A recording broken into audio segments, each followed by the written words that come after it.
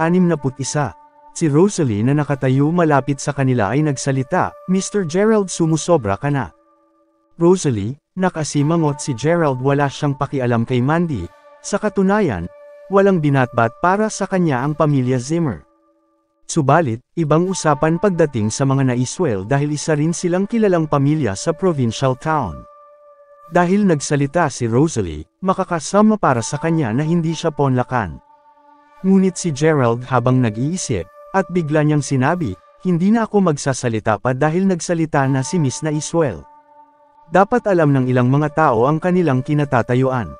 Tulad ng nasa kasabihan, ang yaman ng isang tao ay masisira sa kasakiman ng iba. Sikat na ang kasabihang ito noong unang panahon pa.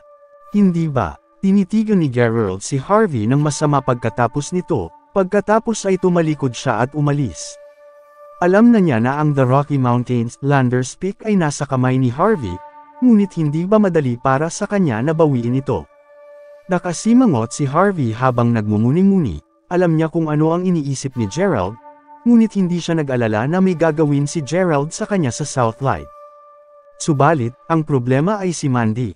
Kinuha ni Harvey ang kanyang phone at nagpadala ng mensahe kay Yvonne nang naisip niya iyon. Nang umalis si Gerald, nag-alalang sinabi ni Wyatt, "Miss Naiswell, bakit mo kinakampihan ang manyok na iyan? Hayaan mo siyang galitin niya ang mga Naiswell, hindi naman siya nakikinig. Kailangan niya lamang pagdusahan ang kahihinatnan ng mga kilos niya." Tumingin si Rosalie kay Wyatt, bigla niyang naramdaman na masyadong makitid ang utak ng lalaking ito. Walang ginawa si Harvey sa kanya, sa totoo, nagsawa na ang mga tao rito. Hindi niya pinansin si Wyatt, lumipat sa tabi ni Harvey at marahang sinabi, "Harv, huwag mo sanang subukang ma-offend ang Naiswell. Ang pinagmula ng The Rocky Mountains, Landers Peak. Marahil ay hindi karaniwan, ang mga ordinaryong tao, maging ang ordinaryong pamilya ay hindi kayang bilhin ito. Kung ayaw mong ibalik ito sa mga Naiswell, pwede mong ibenta sa akin. Sisiguraduhin kong bibigyan kita ng patas na presyo." Talagang matalinong babae si Rosalie, nalaman niya agad na interesado si Gerald sa The Rocky Mountains, Landers Peak, hindi sa pera. Barya lang para sa mga Naiswell ang ilang milyong dolyar, pero ang The Rocky Mountains, Landers Peak ay talagang pambihira. Ang isang tanyag na painting ay hindi basta-basta nabibili ng pera. Ngumiti si Harvey at walang sinabi, tiyak na mayroon siyang inaayos para sa mga bagay na ito at hindi na kailangan pang umasa pa sa iba para ayusin ang mga ito. Kung hindi niya ito maayos, manganganib ang kanyang buhay. Gayunpaman, nasa isip ng lahat na si Harvey ay tila patay na. Tanging si Dawson lamang na nakaupo sa likod niya ang hindi nagsalita, at tahimik na inobserbahan ang buong pangyayari. Inaabangan niya kung ano ang susunod na gagawin ng low-key na si Mr. York. Mahirap pabagsakin si Harvey sa kanyang sariling laro, kahit ang mga Naiswell ay baka hindi siya kayang talunin. Bukod dito, ang isang taong katulad ni Harvey ay hindi lamang malupit dito, marami siyang nakatagong plano. Kasabay nito, bumukas ang pinto ng VIP room, lumabas si Yvonne dito, nakatali sa high ponytail ang kanyang buhok, at nakuha nito ang buong pansin ng madla. Lumakad si Yvonne kay Harvey at ngumiti, "Miss Zimmer, Mr. York, nagkita ulit tayo." Ay nako, siya ba ang secretary ng CEO ng York Enterprise na pag-aari ng mga York sa Southlight, si Yvonne Xavier? Bakit siya dumating dito? Ano ang gusto niyang gawin? Nagulat ang lahat, ang mga Crawford, ang mga Naiswell, at ngayon ang mga York. Napakaraming mga maimpluwensyang pamilya ang dumating dito para sa The Rocky Mountains, Landers Peak na ito. May banayad ng ngiti si Yvonne sa kanyang mukha, bilang secretary ng CEO ng York Enterprise, maraming tao ang nakakakilala sa kanya. Bukod dito, hindi lamang isang subordinate si Yvonne para sa mga York ng Southlight. Baling-balitang siya ang napili ni Senior York para maging asawa ng tagapagmana. Ang lahat ng mga tao sa Southlight ay alamang tungkol sa kanya, at walang sinumang naglakas ng loob na baliwalain siya, kahit na ang mga Crawford at ang mga Naiswell. Ito ay dahil ang mga York ay mas makapangyarihan kaysa sa kanila, wala nang iba. Ngumiti si Yvonne kay Rosalie, binati si Mandy sa katumingin kay Harvey at sinabing, "Mr. York, nang marinig ko ang iyong apelyido, naisip kong may malapit kang koneksyon sa mga York." Maraming tao ang sandaling napatigil, saka tumawa, ang prestihiyosong mga York. Paano naging posible na konektado sila sa isang live-in son-in-law? Bagaman pareho ang kanilang apelyido, malaki ang pagkakaiba nila. Si Harvey, ang live-in son-in-law ay walang silbi, hindi siya karapat-dapat sa apelyidong York. Mahinahon na tiningnan ni Wyatt si Ivan mula ulo hanggang paa ng maraming beses, ngunit ang hitsura ngayon ni Ivan ay ibang-iba mula sa gabing iyon, kaya hindi niya siya nakilala. Sa oras na iyon, maraming tao ang nakatuon kay Ivan, nais nilang malaman kung ano ang sasabihin ng binibining ito na kumakatawan sa mga York ng Southlight ngayon. Kabanata 162. Sina Mandy, Rosalie, at Ivan ang tatlong magagandang kababaihan, ay nakatayo sa paligid ni Harvey. Maraming kalalakihan ang naiinggit na nakatingin sa kanya. Walang pakialam si Ivan sa mga tingin ng ibang tao, at nakangiting tumingin kay Harvey. Mr. York, interesado ako sa The Rocky Mountains, Landers Peak na mayroon ka. Nagtataka ako kung nais mong ipagpalit ito. Ang buong madla ay nanahimik kaagad nang sinabi iyon ni Ivan. Pagkaraan ng ilang sandali, napabuntong hininga ang ilang mga tao, at ang ilang mga tao na nandoon ay napasigaw sa gulat.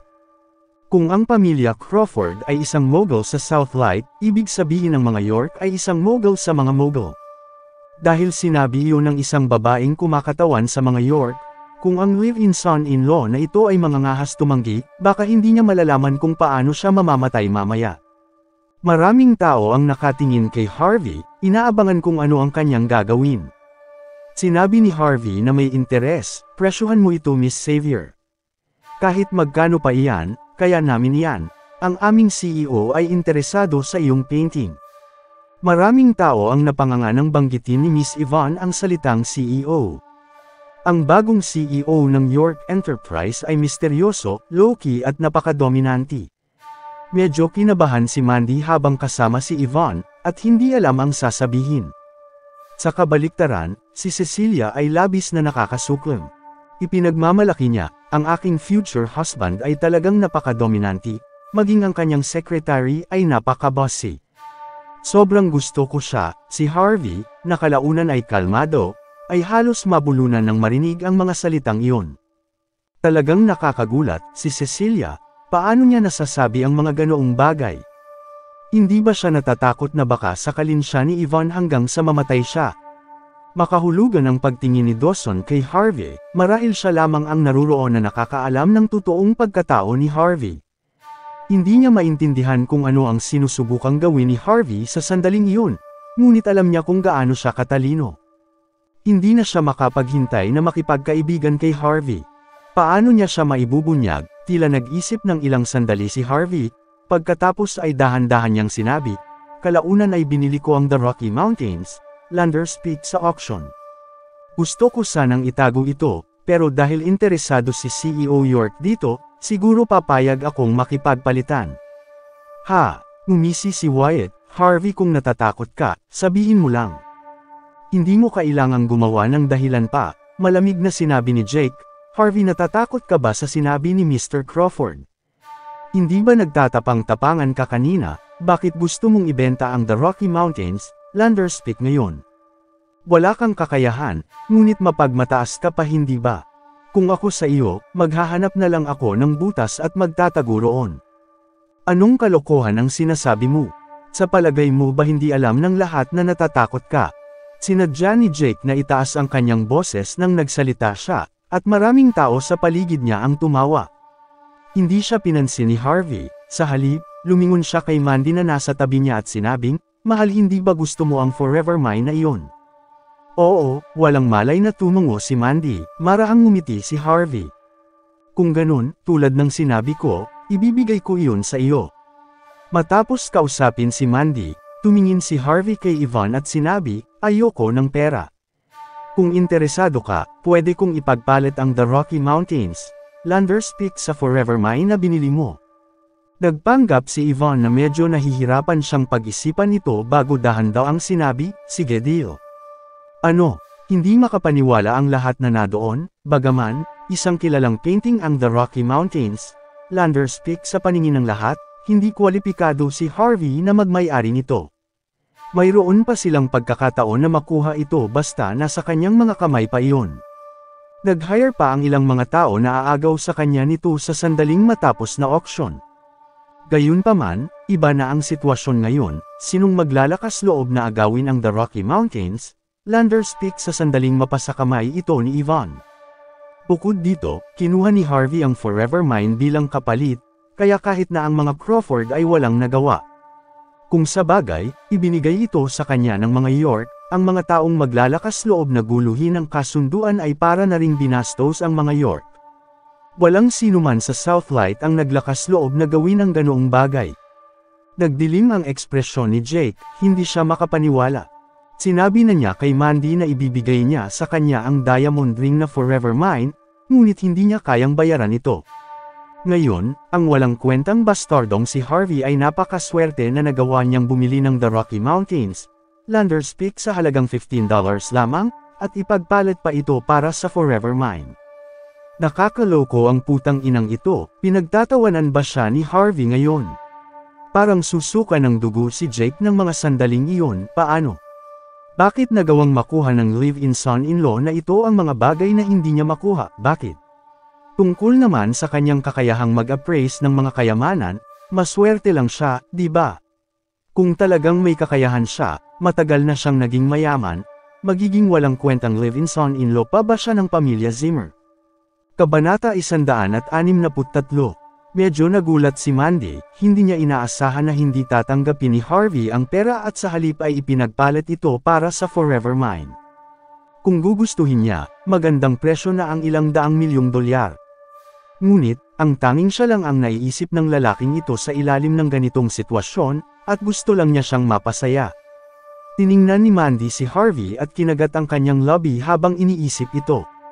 Isang kakaibang pakiramdam ang umusbong sa kanyang puso. Miss Xavier, hindi mo pwedeng ibigay yan sa kanya, baka peke ang painting. Biglang sumigaw si Jake, ano? Bakit niya sinabi iyon? Lahat sila ay kaagad na lumingon sa kanya. Nakatingin si Yvonne, wala siyang masabi. Saan nanggaling ang lalaking ito? Nagsasaya lang siya habang nagpapanggap kasama ang CEO. Bakit ba siya biglang lumitaw ng ganito? Ngunit, nagpatuloy si Yvonne sa pangpapanggap na para bang nagulat siya. Naiilang siyang ngumiti at nagtanong, Sir, bakit mo nasabi yan?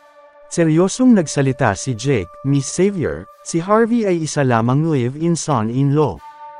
Hindi niya alam kung paano matukoy ang authenticity ng painting, pero pinagpipilitan niya na orihinal ang painting. Naniniwala ka sa kanya, ngumiti si Yvonne at nagsabing, bakit hindi ko siya paniniwalaan? Hindi ba sinabi rin ni Master na Iswell totoo ang painting kanina?